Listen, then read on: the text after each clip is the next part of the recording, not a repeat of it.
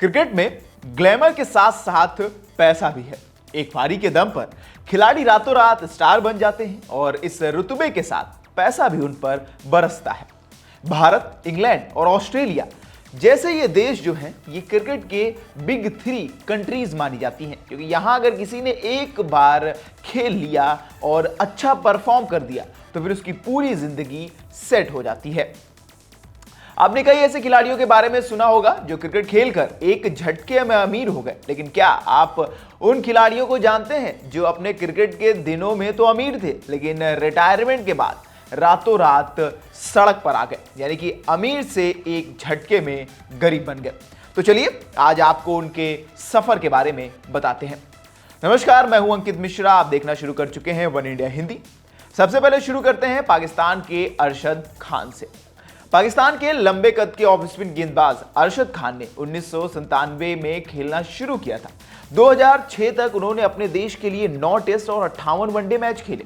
अरशद का best bowling figure Bharat के सामने आया, जो कि बहुत अच्छा रिकॉर्ड माना जाता है। उन्होंने कोची में 33 रन देकर 4 विकेट हासिल किए थे। अमूमन ये हम सबका मानना है कि अगर कोई खिलाड़ी 50 कुल मैच भी अगर खेल लेता है टेस्ट वनडे मिलाकर भी, तो फिर उसका करियर सेट हो जाता है। लेकिन अरशद संन्यास के बाद कंगाल होते चले गए। आलम यह आया कि उन्हें ऑस्ट्रेलिया के सिडनी में टैक्सी भी चलानी पड़ी है। हालांकि कुछ साल पहले जब खिलाड़ी का यह वीडियो वायरल हुआ टैक्सी चलाते हुए, जब फोटोज सामने आई, तब पाकिस्तान बोर्ड ने अरशद को पाकिस्तान विमेंस टीम का बॉलिंग कोच बनाया। यानी कि आप कब अर्श से फर्श पर आ जाएं इसका अंदाजा आपको भी नहीं होता है। नंबर 2 पर बात करते हैं पहली डबल सेंचुरी लगाने वाले खिलाड़ी की, मैथ्यू सिंक्लेयर। न्यूजीलैंड के लिए इस खिलाड़ी ने अपने पहले टेस्ट में डबल सेंचुरी ठोक दी और बहुत ज्यादा याद उस सेंचुरी को अभी भी लोग करते हैं। इसके बाद 2013 में इस खिलाड़ी ने रिटायरमेंट का ऐलान कर दिया। कुछ समय तक वो बेरोजगार रहे और ऐसा आलम आया, फाइनेंशियल कंडीशन कुछ ऐसी हो गई कि उन्हें एक रियल एस्टेट कंपनी में काम करना पड़ा। यानी कि अपना गुजारा करने के लिए उस खिलाड़ी को नौकरी करनी पड़ी है। अब इस लिस्ट के तीसरे नंबर पर बात करें तो वो खिलाड़ी दूसरा सचिन तेंदुलकर कहा जाता था। जब वो खेलना शुरू किया था तो लोग कहते थे कि ये खिलाड़ी आगे चल के सचिन तेंदुलकर के सारे रिकॉर्ड तोड़ेगा और हो सकता है कि तेंदुलकर से महान बने। आप सबको उस खिलाड़ी के बारे में पता ही है, विनोद कांबली जी की बात मैं कर रहा हूं। विनोद कांबली एक समय अगले सचिन तेंदुलकर माने जाते थे। खिलाड़ी ने अपने इंटरनेशनल करियर की शुरुआत बहुत शानदार की थी। हालांकि समय के साथ साथ उनका करियर जो आसमान छू रहा था, अचानक से इस हद तक नीचे गिर गया कि उन्हें भारतीय टीम में अपनी जगह खोनी पड़ी। हालांकि थोड़ा विवादों में भी वो रहते थे, तो ये तक आरोप लगा देते थे कि सचिन तेंदुलकर उनके साथ सही से दोस्ती नहीं निभाते हैं, यानी कि सचिन तेंदुलकर उनके अच्छे दोस्त नहीं है। खिलाड़ी पर अनुशासनहीनता के भी आरोप लगे हैं और धीरे धीरे उनकी आर्थिक स्थिति खराब होती चली गई।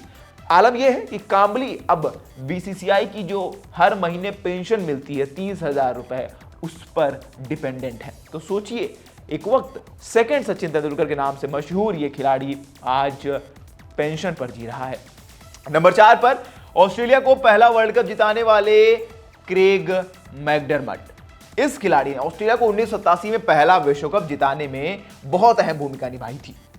1980 और 90 के दशक में इस देश ने बहुत नाम कमाया और दुनिया के मशहूर क्रिकेटरों में ये शुमार हो गया। लेकिन तब उस वक्त शायद इन्होंने भी नहीं सोचा होगा, ना हम सब ने, कि रिटायरमेंट के बाद ये खिलाड़ी जो है बिजनेस की सोचेगा और बिजनेस करेगा तो इस कदर घाटा होगा कि इनकी कंपनी जो है वो दिवालिया हो जाएगी।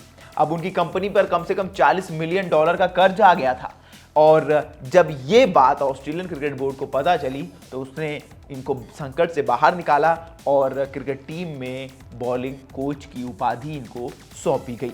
5वें नंबर पर बात करेंगे न्यूजीलैंड के सबसे कामयाब क्रिकेटर क्रिस कैनर्स की। बैट और बॉल दोनों से तहलका मचाने वाले न्यूजीलैंड के बेस्ट ऑलराउंडर में से एक, करियर के ढलान पर उनका नाम विवादों में आने लगा। खासकर रिटायरमेंट के बाद उन पर मैच फिक्सिंग के आरोप लगे। ब्रेंडन मैकुलम, जिनको बैज भी कहा जाता है, उन्होंने भी इन पर ऐसे आरोप लगाए। रिटायरमेंट के बाद क्रिस ने डायमंड का बिजनेस शुरू किया।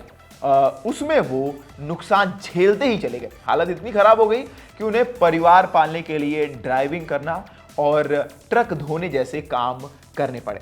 तो ये सब देखकर हम ये बात निश्चित रूप से कह सकते हैं कि दुनिया में कुछ भी स्थायी नहीं है। हमें अपने अपने करियर के लिए एक बैकअप प्लान बनाने की जरूरत है। इस वीडियो में इतना ही। ऐसी तमाम जानकारियों के लिए देखते रहिए वन इंडिया हिंदी।